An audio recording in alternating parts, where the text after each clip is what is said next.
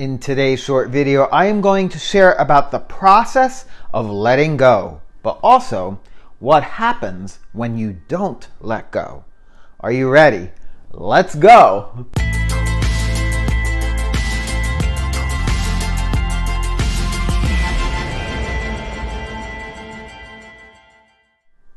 Hello, welcome back. My name is Dom and I help people to step into their truth and power. The process of letting go. For half the people on the planet, the process of letting go and moving on to something new feels exciting and adventurous. And for about 25% of those people, they are always having something going on. But for the other half of the people on the planet, it can be really hard because that half of the population find their safety in what feels familiar to them. But what happens when the familiar is no longer good for you? And now you're feeling stuck because letting go would mean assuming some kind of risk. Over the past 6 months, I've been going through this experience of having to let go of things. I've had to let go of material things and possessions, some that belonged to me since I was a child. I've had to let go of some relationships. Some people have passed to the other side and some are still living, but sometimes we're only meant to be in people's lives for a certain period of time, and then it's time to move forward in another direction. And some of us have even had to let go of jobs and careers. This process of letting go can feel like your whole life is just being turned upside down and inside out. And when our lives feel like they are being turned upside down and inside out, our sense of what feels familiar and safe is in jeopardy. That then drives up fear and anxiety and sometimes even anger.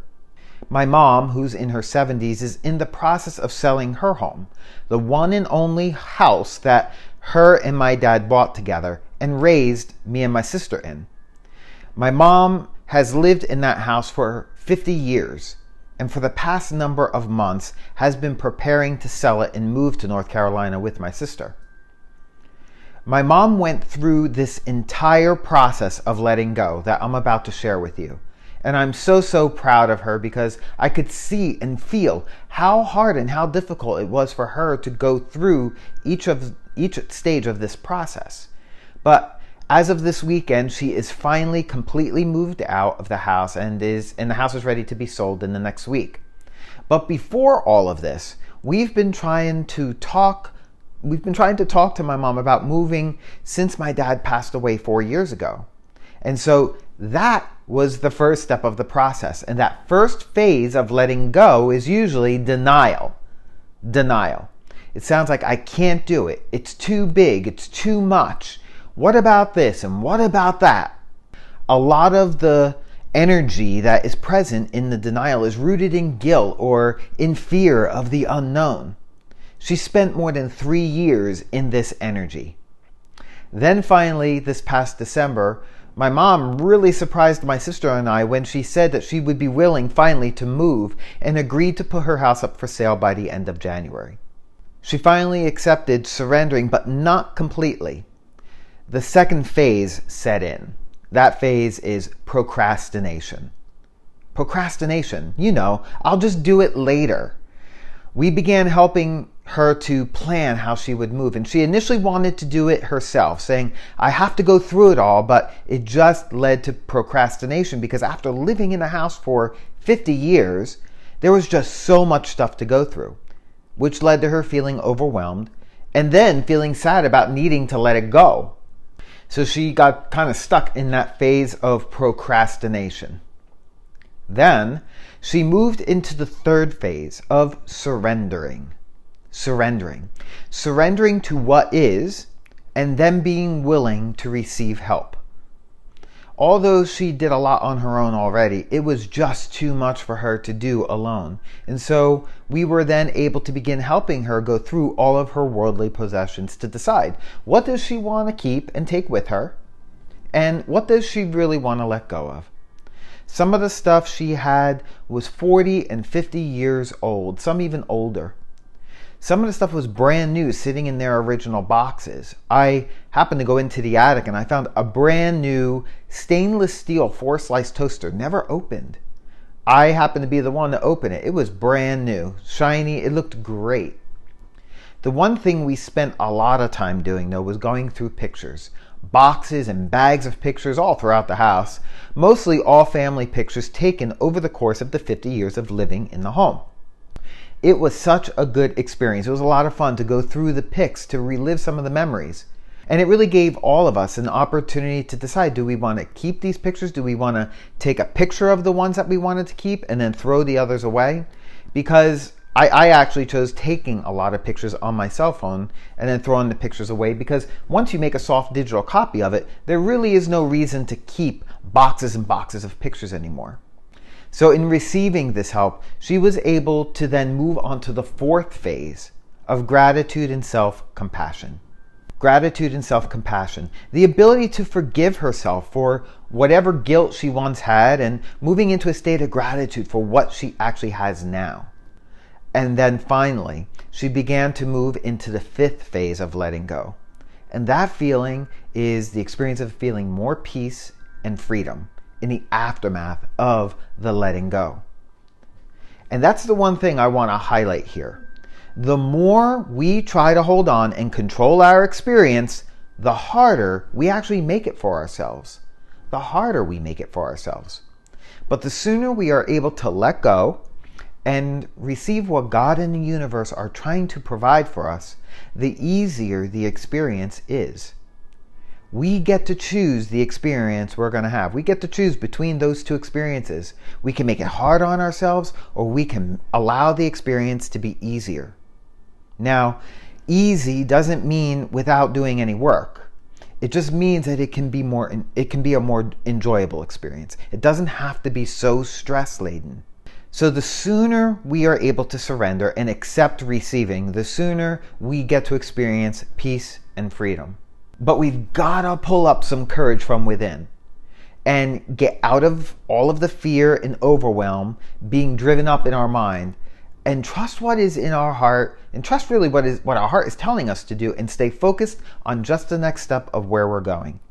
And resist getting into that energy of being stuck in our fear by looking too far ahead instead of just focusing on the next step, or looking back in the rearview mirror at what was. Staying present is so important, and gratitude for what is an essential key for being able to move forward. Imagine for just a moment, you're trying to hold on tight to all that you have. Your arms are completely full, you're tired, you're exhausted, trying to carry it all. When our hands and arms are holding on to so much and we're exhausted trying to carry it all and control it all, we're unable to receive until we begin the process of letting go and surrendering what is in our hands and our arms by putting it down and allowing others to help so that you can receive. In the process of putting it down, you experience relief. My mom was able to then also experience some giving. She gave a really nice lawnmower to her neighbor who really needed one, and her neighbor was so grateful. It made my mom feel good. In the process of giving, my mom was creating space to receive what's going to serve her better then. She was making space for that. It opened up more peace and freedom for her to experience. In my mom's case, she was in need of letting go of material things that kept her feeling stuck in order to feel more peace and freedom. But we may need to let go of a job or a career to experience that, to get to that peace and freedom. Or perhaps we need to let go of a friendship or a relationship. We know it's time when the job or relationship is no longer serving you in a healthy manner, but is really keeping you stuck or restricting and preventing you from moving forward into experiencing the peace, freedom, passion, and joy in what you're doing and how you're living your life. So I want to invite you into practicing the art of allowing. Allow yourself to let go. Give yourself permission and just watch what happens for you as you step forward in that courage and in that trust of where your heart is leading you to go. Is it easy? Not always, but it is always worth it. And so I'm curious, are you in need of letting go of something? Which step in the process are you in? Drop that in the comments below because I'd love to support and encourage you. And maybe you are stuck somewhere in that process and need more help and inspiration. I'd love to invite you to join me in my brand new free online community, Pro Empowerment Online. I'm there in that community each week providing more valuable content just like this, but also it provides a safe place for you to share your thoughts and experiences, to be yourself without feeling judged or being shut down or censored.